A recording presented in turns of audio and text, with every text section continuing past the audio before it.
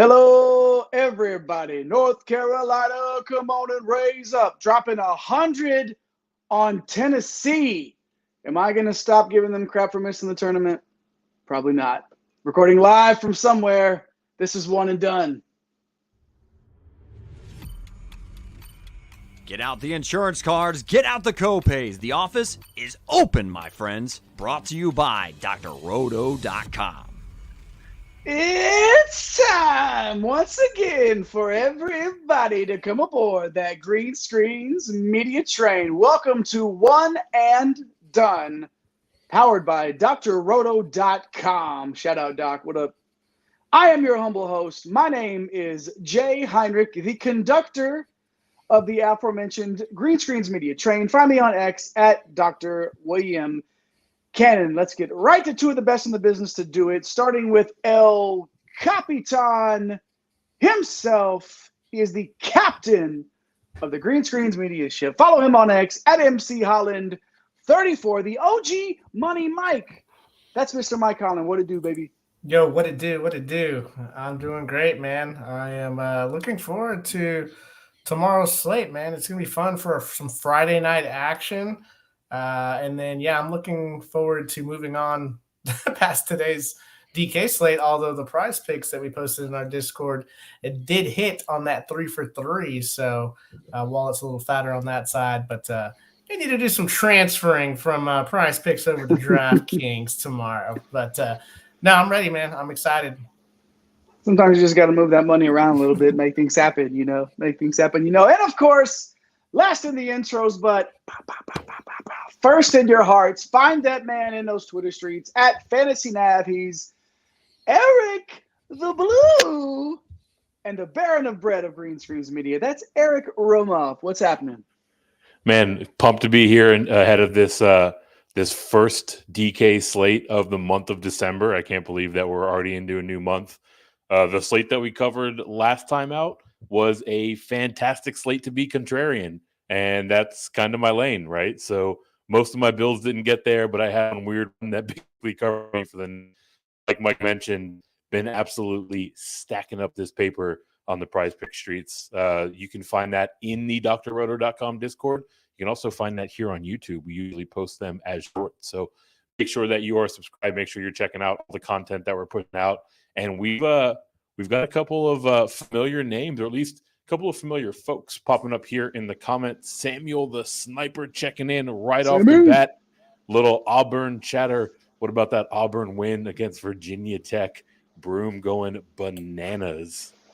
Oh, do we have to talk about Broom? Mike, how you feeling about Broom going off for a 30 Broom, piece? How you feeling about Broom, great. I was all over him at like 5-10%.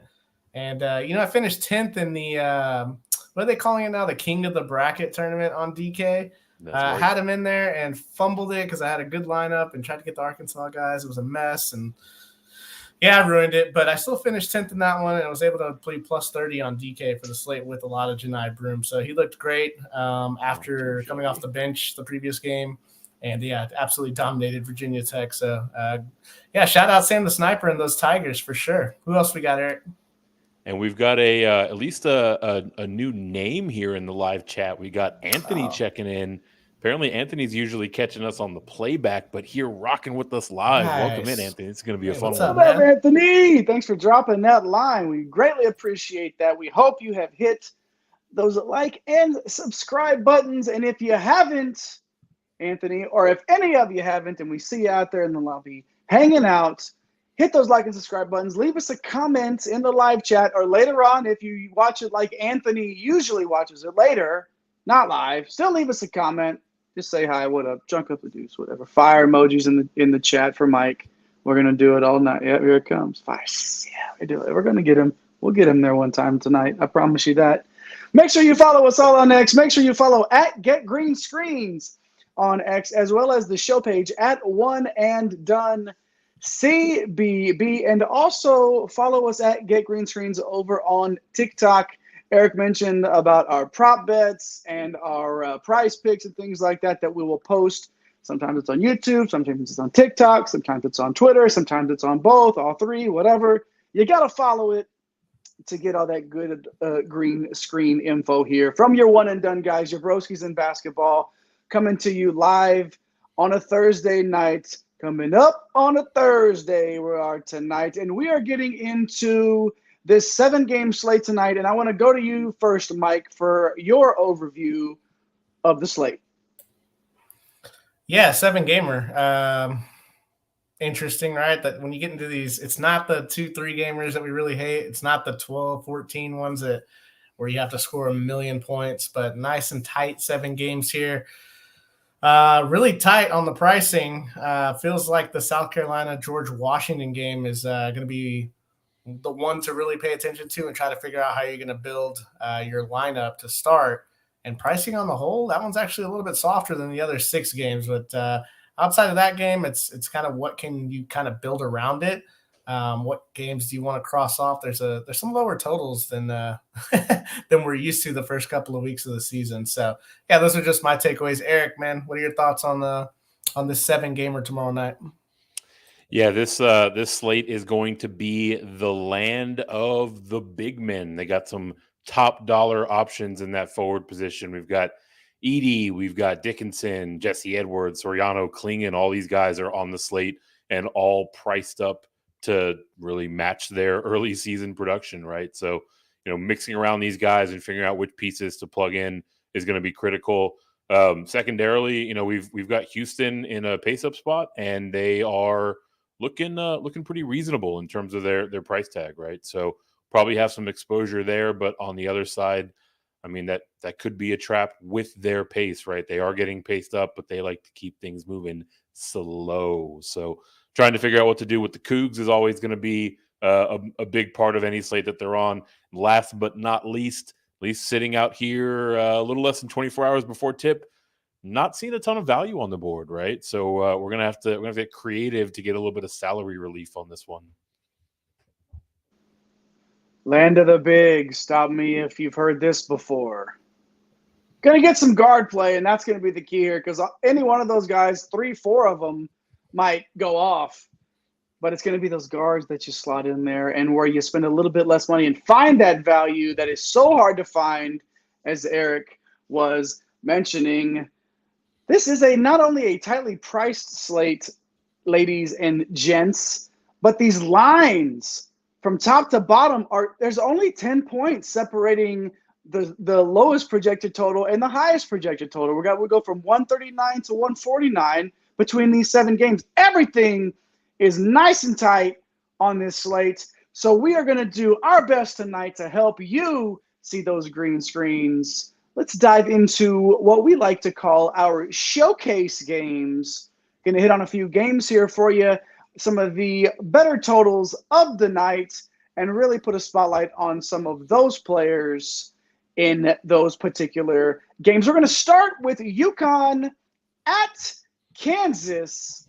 Kansas, a 1-point favorite at home with a 149-point projected total here, which would obviously put Kansas at 75 and UConn at 74. UConn, who is 7-0 this season, 6th in offensive efficiency, 10th in defensive efficiency, 211th in tempo. Then you have Kansas, who is 35th in offensive efficiency, 4th in defense, and 39th in tempo. So a pace-up spot for the Huskies, Mike. I'd like to start with you first. I'd like to get your thoughts on the Huskies. Yeah, well, you have to start with, I would say Donovan Klingon, but this year it's Tristan Newton. The price is crazy. You thought we'd be paying $9,600 for Tristan Newton, and people have done it over the last couple of slates, and they've been getting paid off at that number. 46 and 56 in the last 2. Sandwiched in are, measly 26, 31. There's another 51 in there. Obviously, in blowout spots, you're not going to get as much production, right? I mean, just doing everything. The shot rate is good. The rebounding rate is great for a guard. The assist rate is awesome. Getting some steals. He's doing all this, and he's only shooting 29% from 3 on 31 attempts. So even some meat left on the bone here. At 9,600, here comes the opportunity cost that we like to talk about whenever all these forwards that we like to pay up that get 40 bombs and 50 bombs are also going to be on the slate. So if you're playing the large field, don't mind using him. I am probably not going to use him. I am going to fade him. And part of the reason why is there's just some other options that I have more interest in. And even though this game's at 150, both these teams are pretty good defensively. I mean, 10th and 4th in defensive efficiency, right? So this is definitely a game that, could go under. But for Newton, I might get a little anxious before lock and throw him into one of my lineups. But, I'm not making him a priority. Really just going to cross him off and hope he doesn't crush me. Donovan Clingan, 7,500. I just feel like everyone's going to go here. And this is kind of a dangerous spot. He's coming off the 43, won some people a lot of money last game. Everybody remembers, what he does in limited minutes last year, and kind of a slow start to the season this year. The usage rate and the shot rate are near 30%, and then huge combined rebounding rate. The problem's been the minutes, right? Now we've seen him get up into the 30 minutes earlier this season, but outside of that, he's really just kind of been playing 20 minutes. Now he started off the season injured, so you have to factor that in as well. And then he's playing with a bunch of shooters. So, I mean, he's not the only guy on this team. This isn't a, Quentin Post situation where he's like 10,400 now. Clingan at 7,500, it's because Newton's going crazy. Cam Spencer's had some really nice games. Alex Caravan's gone crazy. And then Samson Johnson has really picked up the slack as his backup. It's almost like a two-for situation where you have Sanogo and then Clingan. Well, now it's Clingan and Samson Johnson. Johnson here at 5,100. The price has come all the way up. The thing that scares me, right, is that this is going to be a tight contest, right? And so you got Dickinson there. If Clingan can stay out of foul trouble, you would think he'd play high 20s minutes, which kind of limits the ceiling of Samson Johnson, especially with this price point that he's at now. I mean, he can reach back and get you a 25-30 if Clingan gets into foul trouble. We saw that happen in the Texas game. He's done it in some blowout spots. You just worry about the usage rate and the shot rate with all these other guys out there, but he's been very impressive.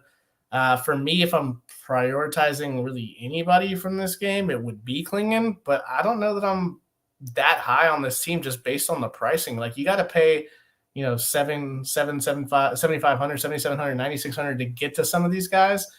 And there's the next game we're going to talk about that I'm just way more interested in, Eric. What are you doing with Newton, Clingan, Johnson, and then what's going on with Spencer and Caravan in your eyes? Yeah, all of these guys are priced in a way that's just kind of annoying.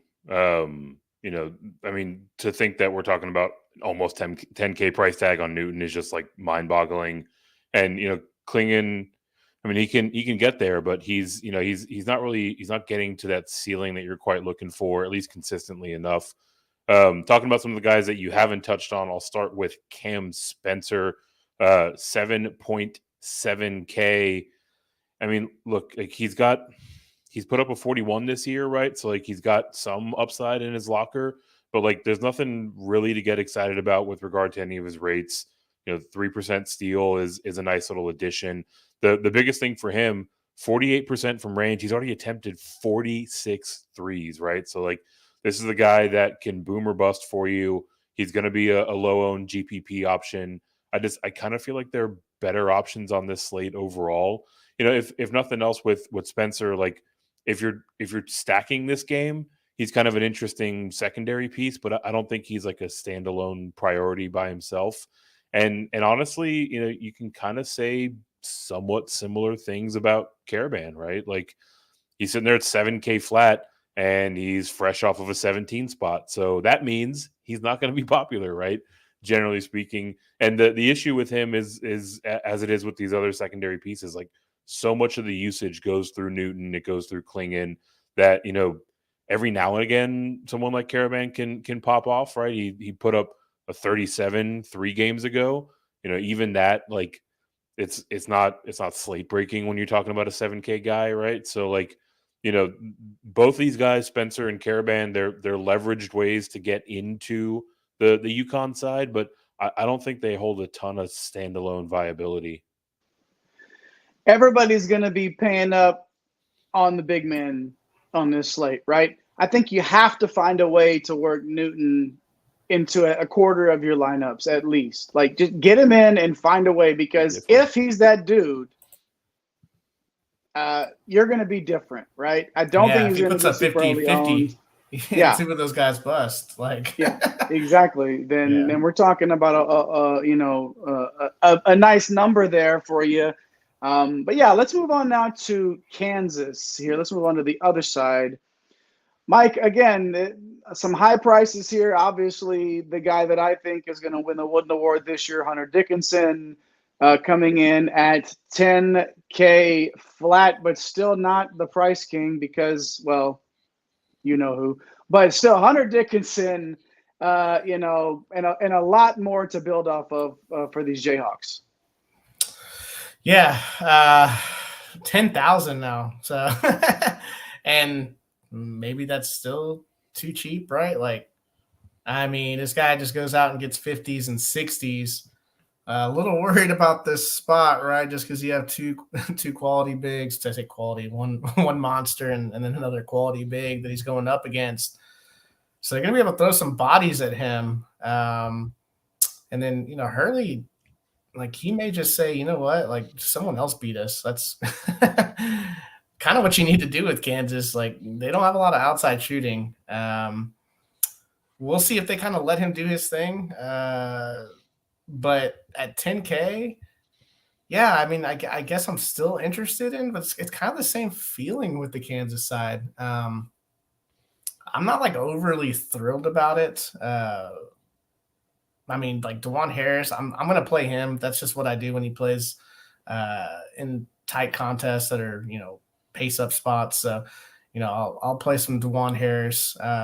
Burned me last time in Maui, right? But, you typically don't like to play the 15% usage guys, the 11% shot rate, right? But the thing with him is that when you get into these tighter matchups in these big games, like, he takes more shots. He's just way more involved. Now, whether those shots go in or not, that's a whole nother deal, right? But he can reach out and get you a 40 piece. Yeah, that's the difference between 15 and 40, right? Exactly. So, and we saw that against Kentucky.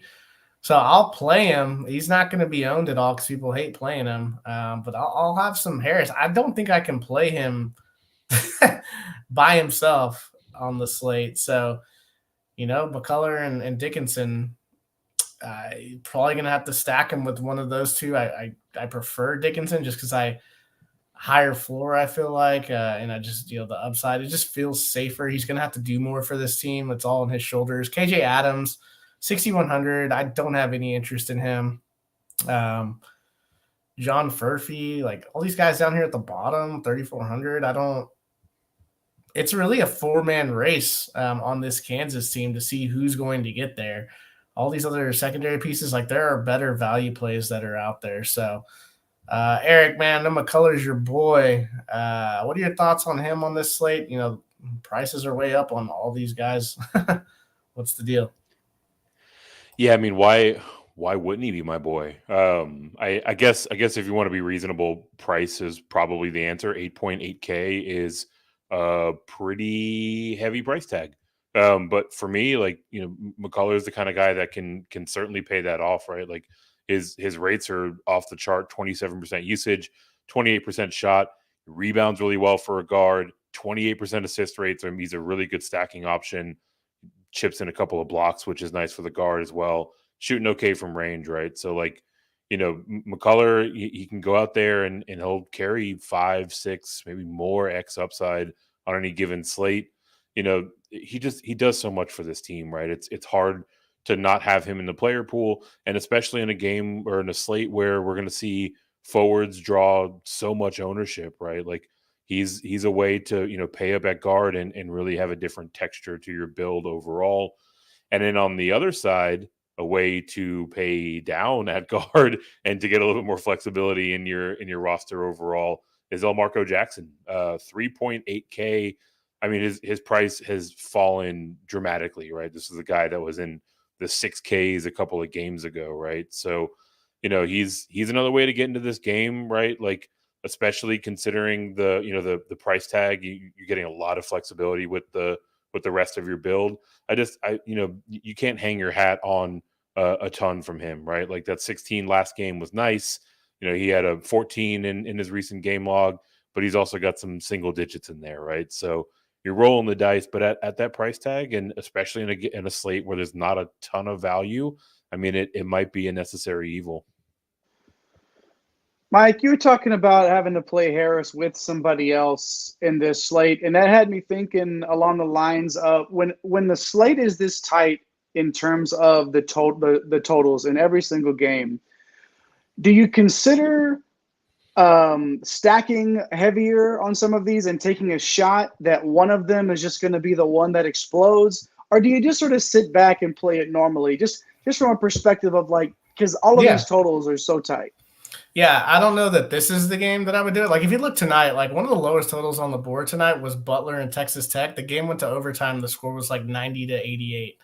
And everyone was, basically 7K or below, and all of them went 5-6X. So if you're going to go 3-2, 3-1 on this slate, it's not this game.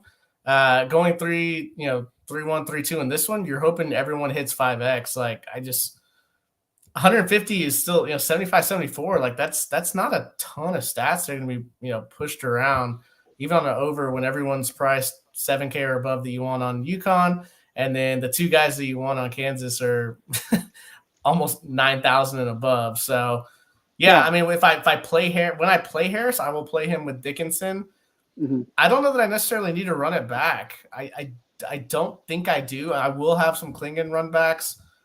I don't know. I don't think I want to put Spencer naked or Caravan naked. Tristan Newton, I guess, would be the other guy I would consider. But man, we're gonna talk for him. Yeah, we're gonna talk about this next game, and then you're gonna be like, man, why do I even want to get into a lot of this game?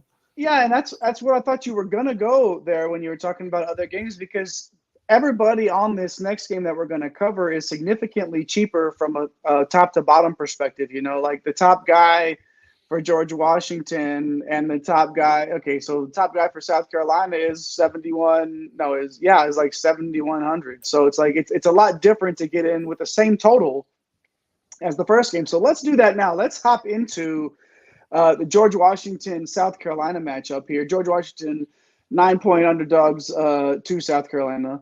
149-point total, like I said before. The projected total is 79-70 in favor of the Gamecocks. George Washington is 6-1 at the early part of the season, 182nd in offensive efficiency, 122nd in defensive efficiency, and the reason that we like him, 4th in tempo. Gotta love that for sure. South Carolina 6-0 to start the year, 70th offensive efficiency, 73rd defensive efficiency, and 307th in tempo. So good spot for South Carolina in a big-time pace-up. But we're going to start with George Washington instead, and our guy Eric is going to lead us off here. What are you thinking? Again, kind of weird. Same exact total, and the stars in this game cost a lot less to roster. Yeah, that's really the headline here, right? And specifically with the top option for the Revolutionaries, James Bishop IV, 8.1K is feeling pretty reasonable, right? At least relative to what you're spending to get into this caliber of fantasy upside elsewhere on the slate, right? Looking at his metrics, you like what you see from a rate standpoint, high 20s across the board, assists pretty well. So, if you want to stack this game, he's potentially a way to do it. And Bishop is a player that we spotlighted when we talked about this team over the course of the offseason. Like the upside is real, right? Like he's steady in the high 30s. You can even get into the 40s here and there. He did 3 games ago. I guess the concern with him is that this is a pretty tough opponent in South Carolina, and they play real slow, right? So I think his floor is relatively safe, but this game environment sets up to where he might not be as readily capable of getting to that ceiling. So, kind of a proceed with caution if nothing else on Bishop. Moving down a couple of bucks, you can go 7.5K for Garrett Johnson, your guard as a forward eligible, get a little bit of flexibility in how you put together your overall roster. I mean, this has been a tale of 2 seasons for him, and it's we're 4 weeks into the year, right? Like, he started off the season with some monstrous games, and lately he's kind of come back down to earth, right? Like he's one of those guys that, you know, he loves to chuck from range. 49% from three. He's already taken 37 attempts, right? So like we've talked about with a couple of guys on the slate already, the nights where those are going in, like he can present some pretty solid upside. You know, if they're clanging, then, you know, it could be like a 16 like he had in the last game, right? So like, you know, for me, that kind of volatility is not something I'm looking to get into, you know, at 7.5K. But, you know, if you're building, you know, a dozen, 15, 20 lineups, he's someone to have in the pool and to kind of mix in here or there. You know, looking through the rest of the George Washington options, the other name that jumps out for me is probably Maximus Edwards, 6.9K. It's fresh off of a 38 spot, which you love at that price tag. And he's offering $600 savings off of Johnson, even more off of Bishop. And, you know, he's another kind of boom bust option, right? Like I was talking with Johnson, if you're gonna have those swings in your output, would rather go with a little bit of a cheaper option. You know, with Edwards, the rates are nice, 28% shot. He rebounds well for a guard, chips in a couple of dimes here, 12%. Also can swipe the ball out every now and again, 3% on the assist rate, right, or on the steal rate. So, you know, for me, you know, he's another guy that, you know, he can definitely bring some upside, but he's so dependent on threes that he's kind of a borderline option, right? Like someone that I think, if nothing else, he's a way to get into this game that, you know, that brings some upside, you know, a reasonable price tag. He's probably my favorite of the three. But Mike, looking at the rest of the Revolutionaries roster, are you kind of honing in on Edwards too, or are there some other names that are catching your eyes? I mean, there's Darren Buchanan. He's 7,400 at the forward spot. I mean, the rates aren't as good as the guys that you talked about. So, you know, if you want to get different and, you know, in a 3-2 or something, you want to play him. Okay, I wouldn't expect anything crazy, but sometimes these 2%, 3% plays in these environments, let's say it's a tight game and it gets into the, you know, high 70s, he could be someone interesting. The rest of these guys, I'm not. There's not really anybody else that I'm interested in. Like it's really the three guys that you talked about, and then I'll have Buchanan in there, but you know, maybe at a 5% clip just to, you know, see if I can pop off a game stack.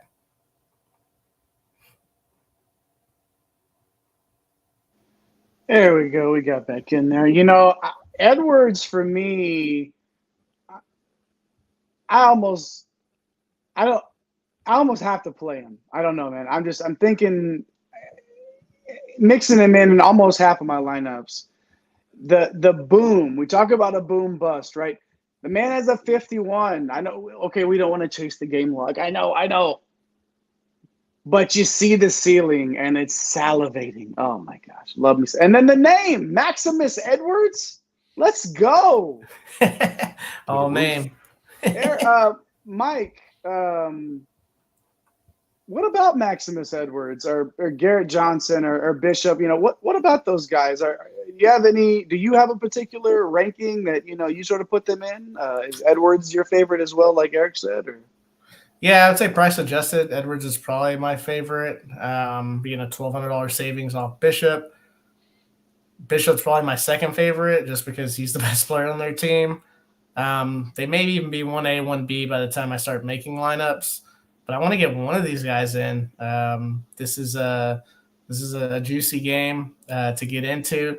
They're a little bit tougher to stack on this side. So I think the way that I'm treating this is I'm probably using one or the other in, probably 100% of my lineups, and probably heavy stacking the South Carolina side for sure. Yeah, well, let's get to that. Let's get to the Gamecocks here. Talk about a deep discount on the players that are expected to give you the best output on this side of the ball, of course. So, Eric, want you to lead off this time. And we're talking about stacking earlier, and this is a way to get into this slate in one of the higher total games and get the stars for relatively a relatively cheap price. Yeah, I mean, you're laying out a formula that I absolutely love to hear, right? And specifically on the South Carolina side, they're getting paced up insanely. They're in the 300s in tempo themselves. They're playing the fourth fastest team in the land. So love the pace up spot here. Love the price tags. For me, it really starts with BJ Mack, like 7.1K for a guy that has got 6x upside in his recent game log. For these Gamecocks, Mac is really one of two, heavy hitters that just does a ton. Like his rates are insane: 30% usage, 34% shot. He rebounds at a 25% clip. Can hand out a couple of dimes. He swipes well, right? Like, I mean, it's just the way that they utilize him is absolutely massive. And he's going to make a ton of lineups for me. Really, the only thing that would potentially limit that to an extent is the other side of that duo, Michi Johnson, 6.7K. I mean, this guy is about as close as we can get to a lock on this slate, right? Like, he was on the optimal lineup a few days ago against Notre Dame with that 40 piece. He's also in this much faster pace environment. So, this is, the upside is very real, right? He could potentially reach past that 40 in a game like this. And the price tag is just way too low. Like 6.7K, he put up that 40 spot, and he went up a little bit, but not enough, right? So like these are two guys that are going to be huge priorities for me on the South Carolina side. The other name of note for me is probably going to be Jacoby Wright. 3.7K. The price is right, but spelled differently. I mean, this is one of the better value plays on the entire board, right? Especially when you consider his rates, kind of high teens overall. But I mean, he's shooting well from threes. He's taking kind of limited attempts overall. But I mean, a 3.7 guy that is out there for about 25 minutes a game and is a pretty solid stacking option with the two main priority pieces on this side of the matchup. He'll be in the mix pretty heavily for me as well. So, Mike, those are the names that I think are really the huge priorities on this side. Anyone else that you think we should mix in, or any different feelings on the guys I talked about? Love those two guys up at the top, and then Wright is an awesome play for his price. I mean, you don't find too many guys. I know that he doesn't do a ton, but the rates aren't like killer. Like he'll get 18% on the usage and shot rate, and it's hard to not to like every single South Carolina player. I mean, they have the Ken Palm line just moved up to 150. So it's now 80 to 70. So a point given by old Ken Pomeroy to South Carolina. That point, I'll just say that it's going to go to Taylon Cooper at 6,300. He's a great way to. I don't think you can't play all three at the top together. I don't think. It'd be hard. Yeah. It'd be hard. Is it possible? Have I seen it before? Yeah. Am I going to try it on one lineup? Probably.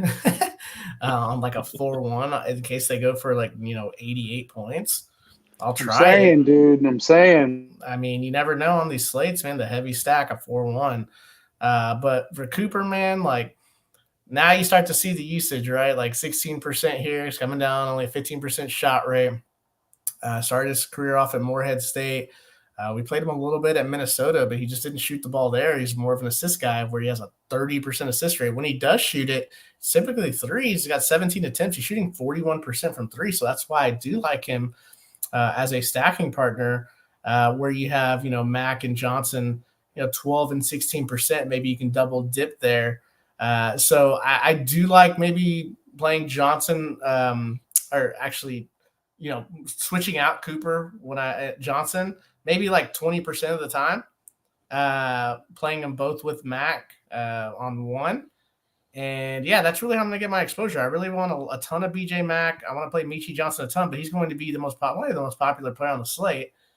So where I can grab some leverage is by playing Cooper and seeing maybe if he just has one of those games, right, where the rates kind of go up in that game and see some shots fall and, racks up the assists, and all of a sudden he outscores Michi by 4 or 5 points, and now I've saved $400 and I'm a little bit farther ahead of the field. I'll have some of those lineups built out. Miles Studi, we know him from his Vanderbilt days. He's 5K. I mean, he's in the player pool. Like, it doesn't feel great. Now, the usage is up at 20%. The shot rate's at 22%. He's really just a shooter, though. We've seen that from his time at Vanderbilt, too. I mean, 24 attempts from three, 42% three-point shooter. So he's a way to get different as well, because, a lot of people are going to go straight to Mack and Johnson. And then there's also Zachary Davis down here at the bottom, too, along with Jacoby Wright. I mean, he's 3,200. Now, his rates are nowhere near Jacoby Wright. He's at a 10% usage and a 12% shot rate. But he's chucking up threes, taking 17 of them, shooting 41% from three, 4% steal rate, 2% block rate. So you can get it done a little bit for you on the defensive end. He's almost the bare minimum. He's 3,200. In these pace-up spots at this tempo that George Washington is going to play at, I could see him going for 16, and that's basically 5X. Now, is that going to be, enough with how the mid-tier guys perform on the slate? I don't know. Are you going to hit the right studs? That's probably going to have to happen for Davis to really pay off.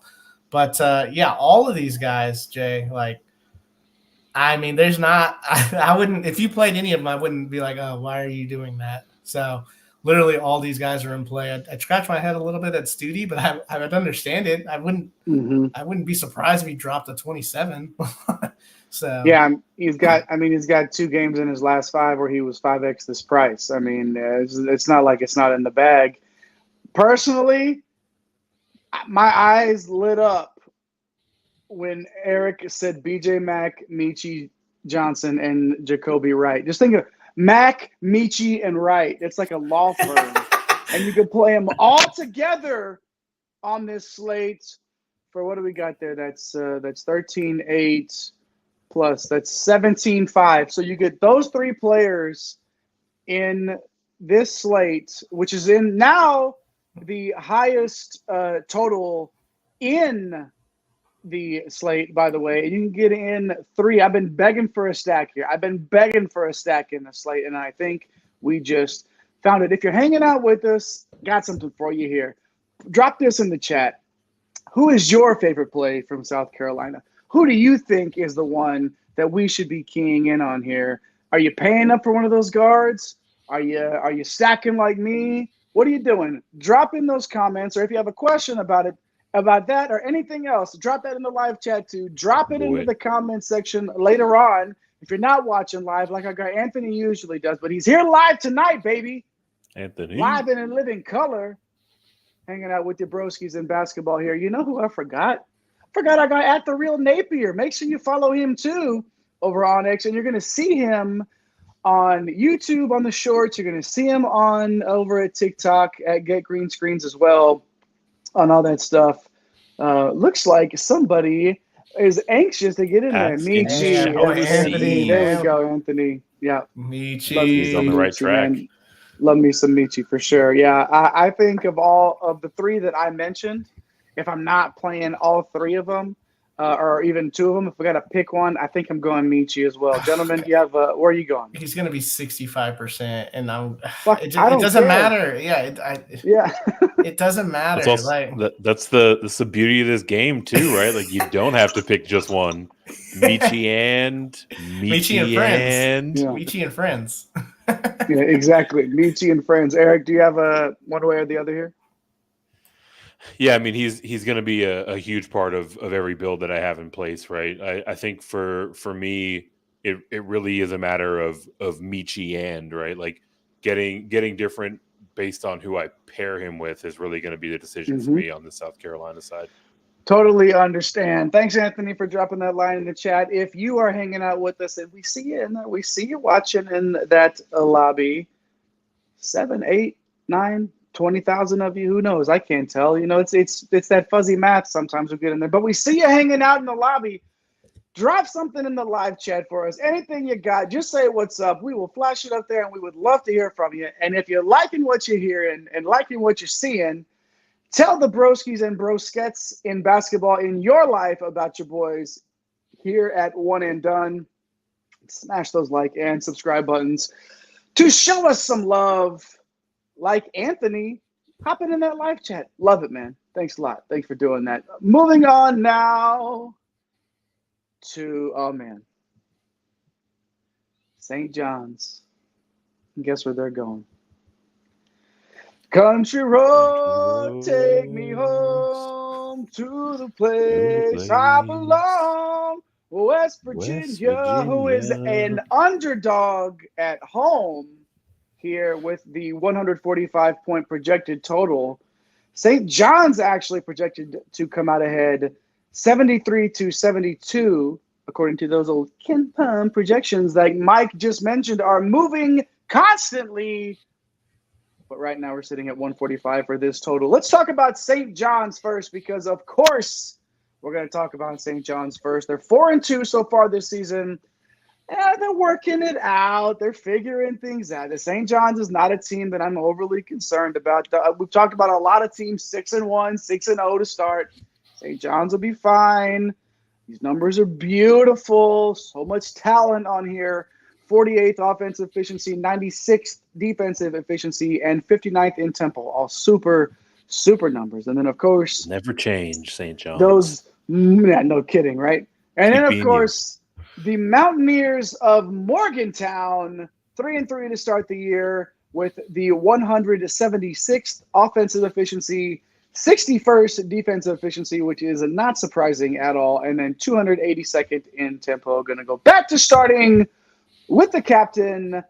And, of course, I do not believe he is going to let many seconds go by without bringing up the man in the middle, Joel Soriano. We got two in this game, man. We'll talk about Soriano. He's 8,500. Oh boy, the usage rate hasn't really been there. The shot rate's come down. The rebounding rate and the block rate are way up there. 40% combined rebounding rate, 7% block rate. He's kind of getting blocked out by some of these other guys that were brought in via the transfer portal. Namely, Dennis Jenkins and Jordan. I like to shoot every time I touch the ball. Dingle. Never met a shot he didn't like. Never met a shot. And kind of a bigger rotation that Patino is playing to start the year, playing a lot of guys. So St. John's kind of a one-off situation for me. Yes, I will have some shares of Soriano. I don't know that I'm going to go too crazy at 8,500, but I'd rather just pay down to Klingon at 7,500? Would I rather know that I'm going to get 37 minutes from Hunter Dickinson and his crazy rates? So Soriano's kind of in a weird spot. Just because we know he has 40, 45 fantasy point upside. I will have some shares, but I digress, and here we go. Chris Ledlam is now down to 6,800. From the I can't quit. He's basically reached David Jones levels of I can't quit you. Never change, St. John's. We love you. Yeah. And now I am infatuated with this guy. I think he's just so talented. It's the usage rate, man. It's only 17%. The shot rate's come down to 18%.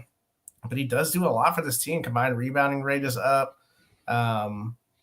Minutes are kind of all over the place, so it's scary, which means no one is going to play him, which means I will play too much of him, unfortunately, to try to win a large field tournament. Because it wouldn't surprise me if he reached out and got you 35, and at 6,800, that's over 5x. So I'll take some shots at Ledlam. I'll probably come to my senses a little bit more than I want to as we get closer to lock. A lot of the production dip just has to do with that large rotation and the fact that RJ Luis is back. He is now healthy. He is the transfer from UMass. Played really well. Now, it was a blowout, so you're going to click the game log, right? And you're going to see the 27 spot, and you're like, oh, man, I just need to play this guy. I wouldn't go quite that far. I think him being in the lineup kind of hurts all of the St. John's guys, which is really annoying. Which means no one's going to play Sawyer. People aren't just not going to go to these guys, even though, the implied total is pretty nice. And we know they like to play fast. And West Virginia, like outside of Edwards in the middle, like they're not, they're not that scary defensively. So, yeah, I mean, everybody else, like, kind of meh. Dennis Jenkins won me a Sunday big jam. So I kind of got some love for him. But Glenn Taylor, no dice on this. It looks like we got someone in the comments here. What do we got? Got a familiar name checking in from the office. Let's go. This guy, I think. Hey, he was in first in I think the $5 yesterday. I think he ended up second or third. Man, he had Dalton connect with that 55 bomb. If any of the breadheads out there are wondering where they can find C-Mac, just look at the top of that single entry on any given night. Seriously, and he's not going to be far. It. Yeah, man. So great job to you, Corey. Appreciate you checking in. But outside of that, man, like Eric, man, we got to play some Dennis, right? Like he's the one with all the rates. He's the one that's kind of flashed big time upside outside of Soriano, man. Are you going to the well? Yeah, I think I am, right? And like you talk about this big rotation, and just as like from like a big picture standpoint, the idea of Rick Pitino just being in the lab, toying with dials and pulling levers and finding what works for this team should absolutely terrify the rest of the Big East, right? Like he's gonna get this squad into a sweet spot, and it's really gonna be humming. But in the interim, Dennis Jenkins has really been sopping up all the usage, right? He's coming in at 7.1K. I mean, he obviously has a ton of upside, right? He's got 40 in his locker. This is the guy that seems to be the most consistent piece in terms of the way that Coach Pitino is utilizing him, right? 27% usage, like I mentioned, 26% shot. He's dishing out these dimes, 33%. He can swipe it well, 4% steal rate. And he's shooting okay from three, 30%, but he's shucking them up 30 attempts, right? So, like, this last game was a blowout that, led to that 18-point game. Jenkins really feels like a pretty solid large field play, right? Like, you definitely love the discount for St. John's guys. You're kind of spinning that wheel, but I sort of feel like Jenkins is at least the easiest piece to project on this side of the roster. The other guy that we haven't talked about here that we need to is Jordan Dingle, the aforementioned guy who's never met a shot he don't like, right? Basically, every time the ball's in his hands, he's shucking up a shot. His shot rate is among the higher on the team because of it. But those shots aren't always going in, so the prices come down based on some recent performances, right? He's got a 17 in that blowout. You go back a few more games, he's got an 8, he's got a 12, right? Like I think with Dingle specifically, with Lewis in the mix, like he kind of feels like more of a wait and see, right? Like, Mike, I agree that we're not going to see Lewis come in, but he played 16 minutes and took like 12 shots or something like that. Yeah, like he's not going to shoot the ball quite at that rate every game, right? But like his presence out there, like it introduces some uncertainty for the rest of the guards at least. And I think Dingle's probably someone to maybe wait and see with.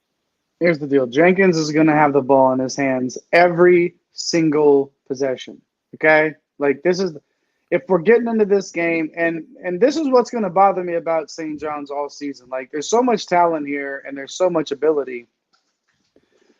Jenkins is the guy. I don't want to spin the wheel. I don't want to. And I don't have to with Jenkins for sure. Pitino trusts him. I trust him. I'm going with Jenkins. What do we got in the comments, guys?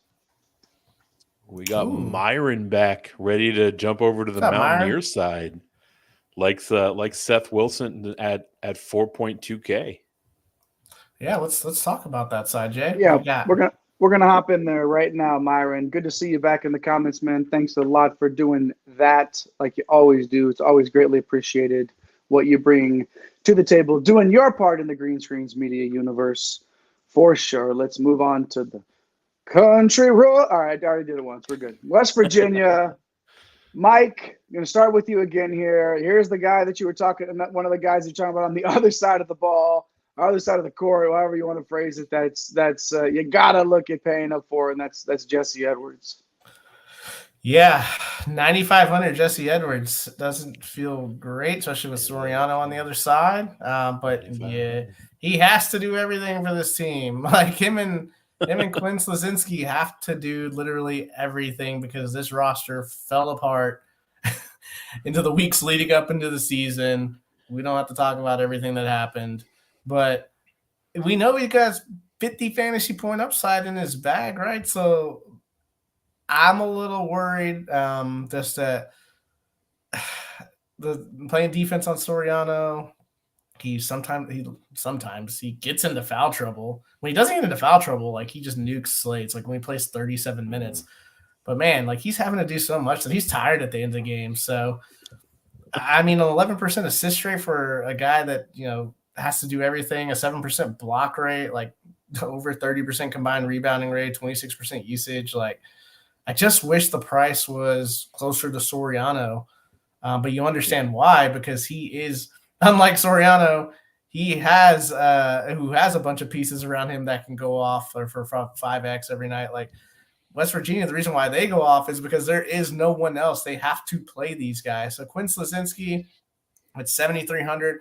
A lot of people love to fade Jesse Edwards and play Quinn. He's been pretty highly owned every slate we've had West Virginia.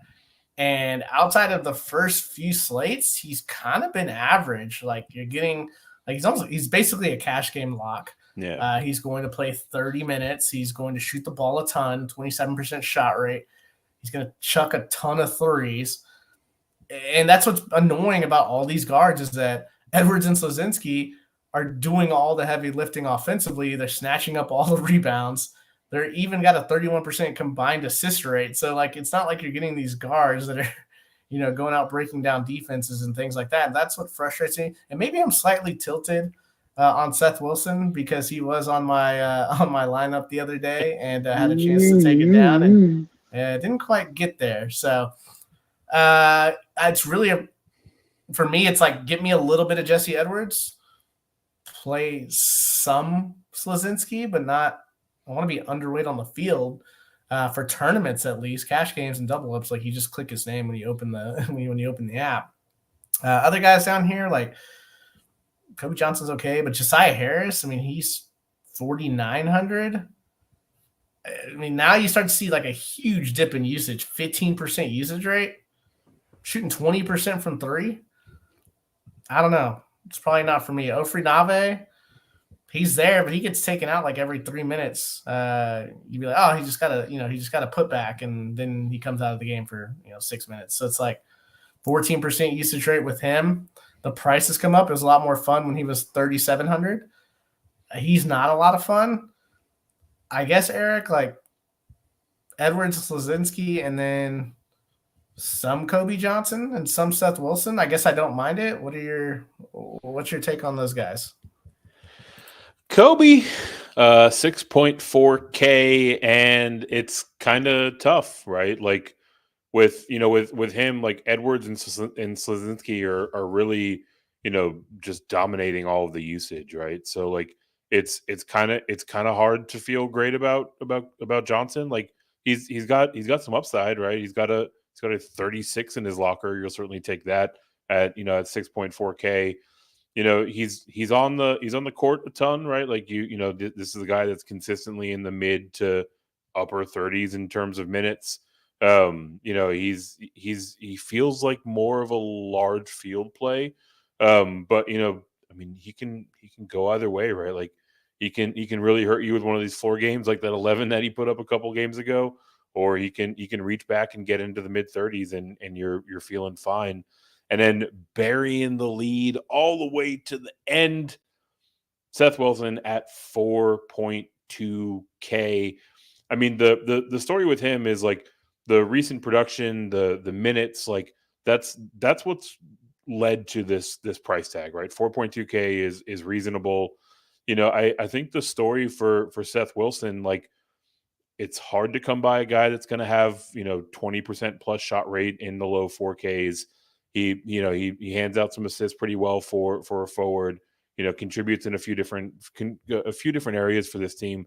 But really, the overarching thing is like, if you think West Virginia is gonna pull out this game, like Johnson or Wilson are really gonna have to have pretty solid spots for that to be the case, right? So like, if you're digging the over on this one, if you're liking the West Virginia side, I think maybe you mix in a bit more of either of these guys. But for me, like on a slate where it's hard to find value, I'm actually, I think I'm with Myron here. I'm pretty interested with this Wilson option. Yeah, there's no doubt about it. And the important thing to remember here is if you're looking at a slate with searching for this kind of value and you're saying to yourself, man, where do I find it? Is it West Virginia? Finding a way to, I'm always going to take the guy that is 2.2K less in terms of between Wilson and Johnson. It just makes a lot more sense if it's really and truly like that coin flip on which one. I'm taking the guy that's less, especially when I'm paying up for some of these bigs, especially if I'm paying up for Newton. If then I've got to look at Wilson. There's no doubt about it there. Excellent stuff. That was all three. Word to your mother. All three of our showcase games there. If you like what you saw, show your boys some love in that live chat or in the comment section after the show. Hit those like and subscribe buttons. Do your thing. It's your thing. Do what you want to do. You got to do it sometimes. Do it to it. Do your part in the Green Screens Media universe, like Myron did a little bit ago. Hopped in that live chat, which we greatly appreciate. All right, that wraps up the showcase. We're going to get now to some plays and fades. Your broskies are each going to give you a play and a fade in each of our tiers that you see rolling across the screen. Across the screen there, 7.5K and above. All right, we're going to start with the high tier here. And guess who's going first? Not you, Mike. Not you, Eric. It's your boy.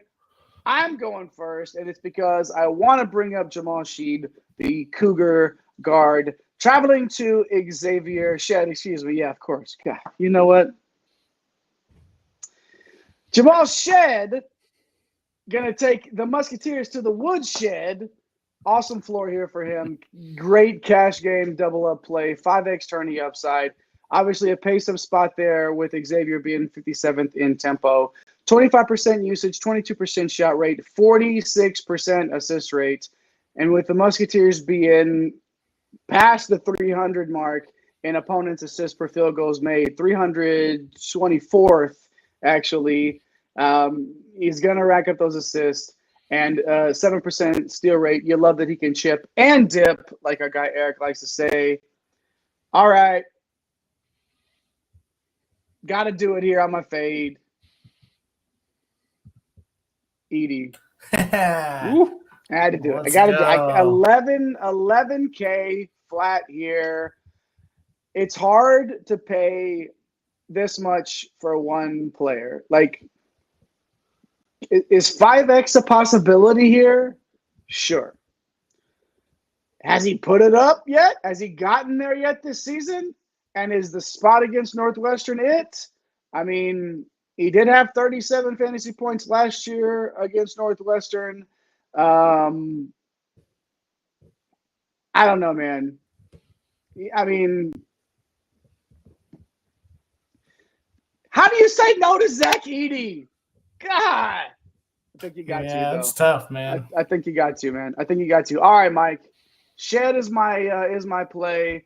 Edie is my fade here. What are you doing? Well, I'm glad you faded Edie. I'm probably doing it too, though. I just didn't want to say it out loud. I'll take that one. I'll take that.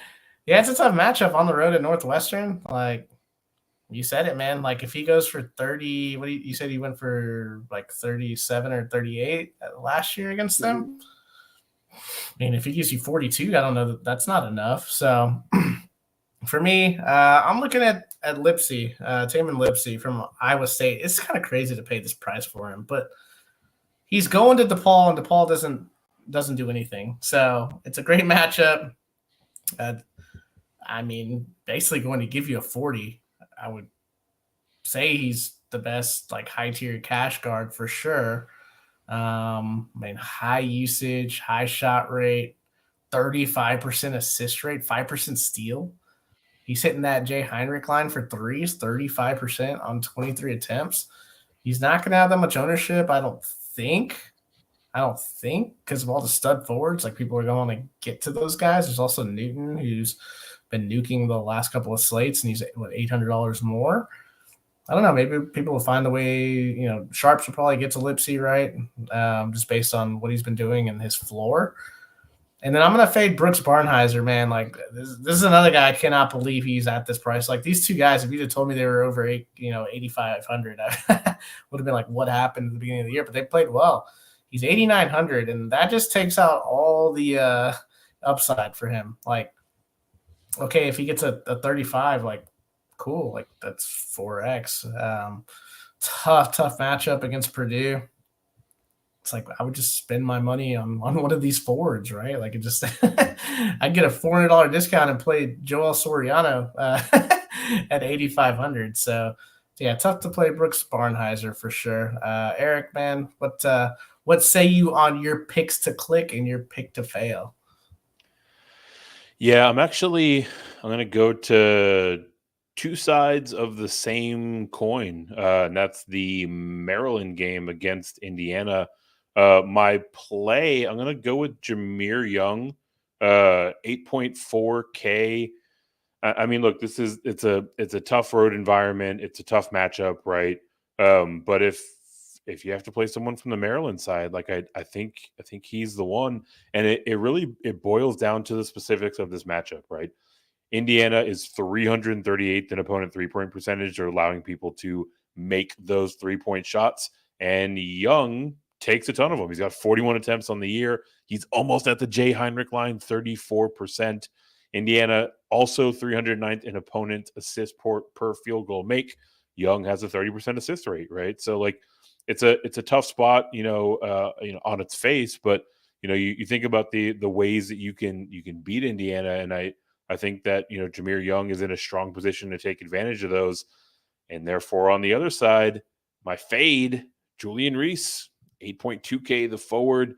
He's probably going to be pretty popular, right? So look at those game logs, baby. Woo. I know, dude. 50, 40 in there. Like, people are going to chase that production, and I don't think it's likely to replicate, right? And kind of like we went into the underlying stats on Young with Reese, it's the exact opposite. Indiana 52nd in opponent 2-point percentage.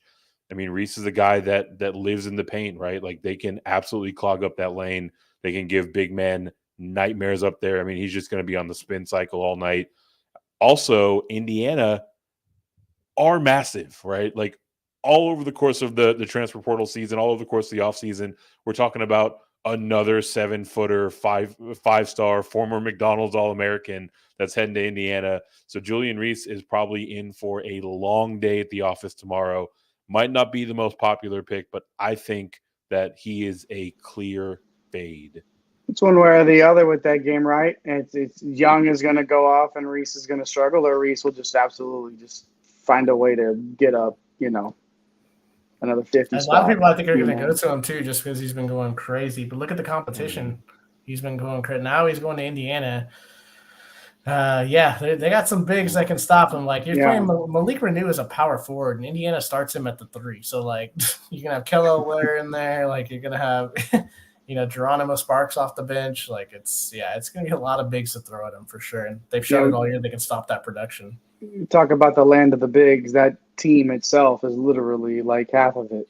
Like, it's just some big boys over there. And Reese is probably going to have a difficult time there. We got some comments rolling in here. Once again, Myron back in there. Edie for 11K. Nah. Man, Luka Garza. Luka Doncic. Yeah, I'll say Luka Garza from Iowa like 3 years ago. It was like 11.5. That was Yeah, disgusting. I don't think Edie's gonna go for like 40, 18, and 5 blocks, but now he probably will. Oh my god, I can't wait. I just put it out there now, so yeah, congrats to Now us. I'm going 50-50. Congrats to me for fading him specifically, I guess I should say there. But yeah, Myron, it's gonna probably be tough to get there, man. I agree with you. Especially with all the guys 100%. underneath him. Like, yeah. I mean, there's Dickinson for 1,000 less. There's Soriano for 3,500 less. There's, what was just here, 2,500 less. Like, Klingon is 3,500 less. Like, come on. Like, what is Dickinson? Let me ask you this: in terms of when Hunter Dickinson is a relative value compared to somebody, it's obvious. But again, like, it's just Edie though, right? It's only because Edie's a freak of nature.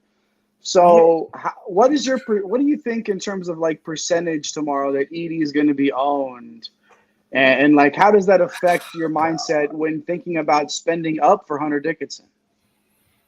My thought is that even if he gets 50, you just spent more than 20% of your bankroll for 50, and it's going to take 250 to win. So yeah, and I got all these guys to chase you, like.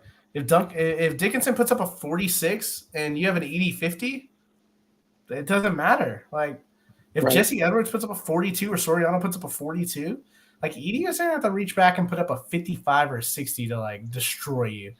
And there's just, I don't know, one, that he's only played 30. Like, he would need to average, now we're just putting this in the air, 2 fantasy points per minute, essentially.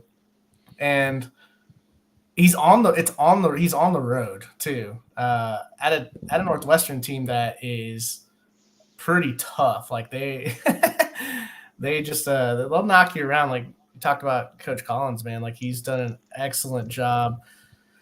Yeah, we're not even talking about Kella Ware. Like he's 9K. He's not in the greatest matchup with Maryland. Like him and Reese are going to be battling. That's going to be a lot of fun to watch. But I think it's just because Edie is on the slate with all these other guys that can put up similar or even exceed. Like if Edie puts up a 42, I mean, Dickinson can put up a 46. Like Newton can put up a 50. Edwards we've seen can put up a 42. Ware can he's put up a 45 already. Like, yeah, I don't know why you play him. There's not like it's the beginning of the year where there's like, 5,000 value plays from Our Lady of the Lake and, shout out. San Antonio's finest. Shout out San Antonio's finest.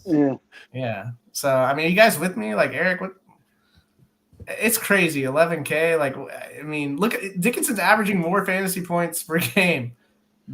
Yeah. I mean, that's just it, right? Like, a wise person once told me a man is only as loyal as his options, right? So, like, if this was just Edie sitting up here as the only guy that can get to 50, it would be one thing, right? But, like, I mean, you look through his performances this season, and like he's not paying off 11K all that often, right? Less often than he is, right? So like Marquette, I guess he paid it off, but it's not like slate breaking. Barely, right? Like, and like I mean, he would have to. I would think he'd have to go almost north of 60 to really make you eat this one, right? So like. To your original prompt, Jay, I would be surprised if he breaks 25% tomorrow. Yeah, it's just hard. You see how Mike never actually answered my question and just went on a 5-minute rant on why points per minute and shit like that. Like that's why he's the captain. Had to dunk on Our Lady of the Lake out of nowhere. I guarantee you that much. That's why they don't call him El Capitan for nothing. Hey Jay, who's that guy down at the bottom of the DraftKings screen right now? I just want to hear it come out of your mouth. It's a guy. Who is it? I can't see. I can't see. You guys it's Boo Booey. Guys, I don't have my glasses on. I don't have glasses, period. Man, I need them, but I'm staring at this screen and it's a struggle bus. But of course, shout out Boo Booey. Boo Booey every time we can get. Looks like our guy's back in the comments, man. Where you been? Dude, did he get a hold of our bets? Hold on, man. Nah, don't flash that. Don't flash this next comment until we get to the best bets section. We got to roll through this. All right. Appreciate you jumping in, Cam. Everyone stay tuned. Cam is back, and Cam's in the show sheet, and we just don't even know it. Yeah, he knew it though somehow. What up, Cam? Let's get to that mid tier. One play, one fade. I'm playing LJ Cryer, sticking in that Houston Xavier game. Back to the well with the pace-up guards for the Cougars, obviously. Cryer's more shot dependent, but got a feeling that he's going to reach back in 5x, maybe 5.5x in this spot. 23% usage, 31% shot rate, and 16% assists. All things making me smash that button for Cryer. However, Mike, you mentioned earlier how DePaul is just something just not good. I'm being very polite right now, okay? They're horrific. But it doesn't always translate for everybody. I'm fading Robert Jones for Iowa State. It's the price increase for me. If I'm paying up for some of these other big men, or even Tristan Newton, or whatever I'm doing, I can't get to Robert Jones at 6.7K. He hasn't topped 25 fantasy points yet this season. I'll wait for another spot. This is one of the guy bookmark it. You know, like on X, they got the bookmark thing where you book and you go back later on and you see how wrong you were. At least that's how I do it. 5K-ish is where I'm going to be interested in Jones again. About 5K, maybe 5.2. It's got to be closer. Going up so much? I have no idea. I don't know. Is there something that we don't know? Yeah. Is there something that we don't know here? Cam, do you know something, Cam? Yeah. Cam's in the DK algorithm. In the DK call algorithm? Call up your boys at DK. Tell us what the deal is. All right. Well, I'm fading Jones and playing Cryer. Going to go to Mike now for his mid play and fade. Okay, I'll roll through this one real quick. Juwan Roberts, 6,900. I'm going with Jay, man. Like, one or two of these Houston guys are going to smash. He's 6,900 at Xavier. Love using him whenever they're in tight games. It's a pace-up spot, too. 32 to 40 fantasy point upside for him. And then I got to get off of these DePaul guys. Like, they are absolutely destroying my bankroll. Jeremiah Oden is now 6,500. He's playing Iowa State. No more. It's annoying because he plays like 33 minutes every night, and he shoots the ball. Like, it's just an awful matchup. Oh man, like Eric, like just I don't want to go on a DePaul rant. So give us your plays. Yeah, we'll keep it moving with Ty Berry, the guard from Northwestern. You know, you look through his early part of the season, seemed like he might be an all cardio team candidate, but you know, over these last 3 games, really picked it up. I mean, he's seen his minutes increase, but he's gotten into the high 20s, low 30s here in recent history. You know, the rates aren't crazy, but it's a guy that's going to play mid 30s minutes pretty consistently, and a guy that Northwestern's going to need to make some things happen if they want to stay competitive in this Purdue game. And then on the other side, my fade, going with old Claude for the Musketeers, 7.2K. I mean, it feels really pricey, right? Like, this is a guy that is seeing an $1,100 price increase. Houston, like we talked about earlier, we talk about a lot of the guys that are plays in the mid tier from Houston. We talk about how Houston's getting paced up, but Houston themselves, I mean, they're super stout on the defensive side. They play at a snail's pace. It's not a good spot to play Claude at his highest in terms of salary. Agree, 100%. Let's move on now to the low tier. No fades here. We're just giving you some value plays, and I'm going to start with Fletcher Lawyer here. I'm not playing Edie at 11K, but I will dip into the Boilermaker pool for Lawyer here, mostly in terms of a large field type of a play. Last game was a blowout, so that little guy in the game log, that little guy, Don't worry about that. Wouldn't worry about that little guy, No. okay? It was a blowout. Played 35 minutes against Marquette and Tennessee, and then put up 14. And 41 respectively. So yeah, I really can't believe like I missed Lawyer. that Fletcher Lawyer day. That'll do. Yeah, no doubt about it. Mike, low play here. Yeah, I mean, I wish there would be some more value open up because I want to play a lot of these stud forwards. But Jordan Geronimo, yeah, he's a former Indiana player in the transfer portal coming over to Maryland. I mean, hey, welcome back. He's been playing really well recently. 21, 29, 25. You'll take that at 4,500. Should have a little bit of a chip on his shoulder. So I don't know how many fantasy points that's worth. But yeah, I'll roster some Geronimo, not crazy, like 5% maybe, just to give me some salary relief. Eric, what say you on this value pool that we haven't already talked about? Salary relief is the name of the game, and it's needed on this slate. So, I'm willing to hold my nose and go to Trey Green here. I know I was just talking about how difficult an environment it is for the Xavier side, but he's probably the one musketeer that I would consider.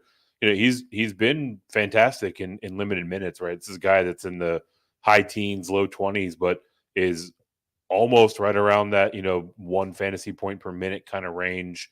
The other thing to consider here is, Olivari twisted his ankle in that last game, right? So there might be some news that, would, potentially boost Green into that like 25, 28 minute range.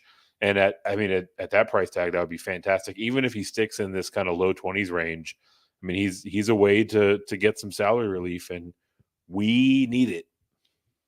Usually when you see a player like Green in the game log and then you look at it, these are the players that are getting that big bump that you don't want to play any longer. You have 3 games over 20 fantasy points in a row and you're still getting them at 3,800. Definitely got to pay attention to, especially if Olivari is out. And Mike, just so you know, the chip on the shoulder is worth 3.7 fantasy points. That is the official chip on the shoulder index. All right, there we go. Got COTS index, the COTS index is 3.7 fantasy points. At least that's the current measurement, depending on where gold is as well in terms of its value. It's all relative. Exchange rate. Yeah, exactly. Ipso facto. Hey, guess what? You waited, you hung around with us this whole time. It is now time for the core, not 1, not 2, not 3. It's the Core 4 and more coming up. Core 4 and or more. No ors today. We just got 4. We're going to go Michi Johnson, of course. We talked so much about Michi earlier and how it's just going to be so difficult not to just open up the DraftKings app and push that button and add him in on every single lineup that we have. And then why not stick around here with the Gamecocks and go BJ Mack? Look at the value. I've been begging for a stack. I've been wanting to stack. And by golly, we're stacking the Core 4, baby, with Michi and Mack. Not going to go Michi, Mack, and Wright, like I said earlier in the Core 4, but we're going to go Michi, Mack, and Taman Lipsey for Iowa State at 8.6K, and then Jamal, don't call me Shed for Houston. Those Cougars coming in at 7.5K. So it's Michi Johnson, BJ Mack, Taman Lipsey, and Jamal Sheed. What do we have there to work, boys? A little over 5K per to work with and have a little bit of fun with. We can't do anything more, otherwise Eric will get upset that we're building lineups. Hey Eric, what about my guy? We went like 7 deep last show. Yeah, what about Dude, your boy, every single person that we had in the low value play tier, and then what if he just hovered over another player in the player pool over here? We just pretended. Yeah, maybe we won't actually hover, but we'll just type their name in. No, don't play Reese. All right. Michi, Mack, Taman, and Shed. All right, best bets, Mike. Yeah, for sure. Let's get to Anthony's comment real quick. Ford is gross if you're not paying up. Yeah. Yes. Not wrong. That's correct. Yes, that is correct. That's how it is like every night. Every night I'm like, oh, I'm going to play some high-priced guards. And I'm like, God, I got to find a value guard. And then you end up on Layden Blocker, and then he's not in the starting lineup. And the next thing you know, you got Devo Davis in your lineup, and he doesn't play the whole second half. So anyway, all right. So where are we at? I just tilted myself from last night. All right. Best bets. Best bets. All right. So 2 that I'm rolling with here. I'm going St. John's to cover the 3.5 at West Virginia. I could see this line closing at 5 points by the time we get to it. I really think Jesse Edwards, who has to do everything for this team, is going to be neutralized by Soriano. There's also a real chance that Soriano is very aggressive offensively. And these guards like Jenkins, Dingles, they love to drive hard. They could put Edwards into some foul trouble. He's also prone to stepping out and, getting that offensive charge or, over the backs. Like, he's that guy. It's so frustrating DFS-wise when you have him in smash spots and he does stuff like that. Also, West Virginia, like, defensively, they're not that great, and offensively, man, they they could really use a bunch of guys that they had about 3 months ago that were supposed to be on their team this year. So I think too, St. John's is going to run and gun. Like, I was watching the game with SMU, and West Virginia was so tired after that game. It was ridiculous. Like, with 5 minutes to go, it felt like none of those guys wanted to be out there. St. John's, top 100 in tempo. They're just going to run up and down the floor on these guys. So yeah, give me some St. John's -3.5. Hey, UConn, Mike, real quick. Yeah. I want to cut you off because right now I'm seeing that one as a 5-point spread at this point. I know earlier we had it at 1 when we were talking about it, and that might have just been one of the. This line has steadily gone up. It's at 5 now, Mike. So yeah, Kim Palm has it -1 St. John's. The DraftKings line as of an hour ago was -3.5. And that's up to 5 now on DraftKings. So there it is. Like, it already happened before we could even get. I don't think this is going to be a game, though. Honestly, I would be okay with taking -5. I mean, I'm comfortable with. I just see them running West Virginia out of the gym, even in their own gym, man. Like, it's just watching these guys try to keep up. But yeah, no, great information there. A lot of people jumped on that early, so hope you guys jumped on it too. But at -5, I'm probably not willing to go, 8, 7, 8. That's I don't think it'll get there, but. I appreciate that, Jay, for jumping in. These lines are from as of 2 hours ago, so that's crazy that this line moves so much. The second bet we got up here, so as of DraftKings a few hours ago, UConn +2 at Kansas. So I like them straight up or getting the 2 points. Jay, if you could confirm that. Just feel like Klingon and Dickinson, they kind of cancel each other out, and UConn has more shooting. So I'm always going to go with the team that has more shooting. And just too many weapons on that Huskies side. So I will serve up some -5 now, St. John's, and I believe UConn is still +2. So we're 2.5 now. 2.5 now. So all right. So yeah, get on that 2.5 for sure. Eric, man, what 2 do you like? Man, lesson learned. Like, act fast on these, right? Our guy El Capitan is the market mover, right? So I'm actually looking at FanDuel. They got the Johnnies -6.5, right? Like, this line was 3.5. Yeah. Run, don't walk to your sportsbook of choice and get this number as low as you can. The couple of bets that I want to talk about, I kind of got scooped here by our guy Cam. Northwestern +8.5. We're seeing it +8 out in the wild right now. So another one that's potentially moving. They are at home against Purdue. Look, this is a Northwestern train that we rode all of last year, and they covered all the time. Coach Collins, he's done a phenomenal job with this program.